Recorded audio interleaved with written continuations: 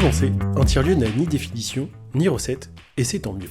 Le terme vient de l'anglais third place, qui signifie troisième espace. Il fait référence aux environnements sociaux après la maison et le travail. Dans le monde, il en existait déjà au 19e siècle. On parlait alors de lieux d'utopie sociale, à l'image des phalanstères de Fourier en France. Aujourd'hui, les tiers-lieux désignent des espaces dans lesquels s'incarne la volonté d'une communauté de citoyens d'aller vers un monde meilleur. Et c'est avec bon sens, dans un esprit de coopération, de solidarité, qu'ils redessinent le territoire dans lequel ils sont ancrés, en se positionnant au cœur des échanges entre les acteurs publics, privés et les citoyens. Ce sont aussi des espaces de résilience qui expérimentent et réinventent de nouveaux modèles de collaboration, de consommation et de production. Et ils nous interrogent sur notre rapport au vivant, notre façon de vivre et de nous nourrir.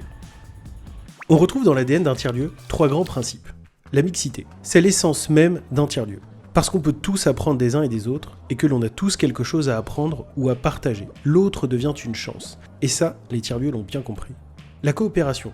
Les individus qui composent la communauté d'un tiers-lieu œuvrent ensemble pour un projet commun. Et ce qui est produit appartient à tout le monde. On parle alors de libre de droit, voire d'open source. C'est une démarche collective d'intérêt général. C'est un peu comme pour Wikipédia. Il n'y a pas de propriété intellectuelle et tout le monde peut contribuer.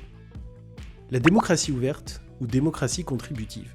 Le tiers-lieu est un espace symbolique où s'incarne la démocratie contributive. Tout le monde dans la communauté peut être à l'initiative d'un projet, donner son avis, participer aux prises de décision et contribuer de manière concrète à la mise en pratique d'une solution. C'est aussi pour cette raison qu'il n'est pas rare que le mode de gouvernance choisi par la communauté soit le pair à pair. C'est-à-dire qu'il n'y a pas de boss, mais plutôt un coordinateur ou une coordinatrice. En résumé, si vous avez un tiers-lieu près de chez vous, frappez, sonnez, passez une tête, faites un coucou et allez discuter avec ceux qui le font vivre.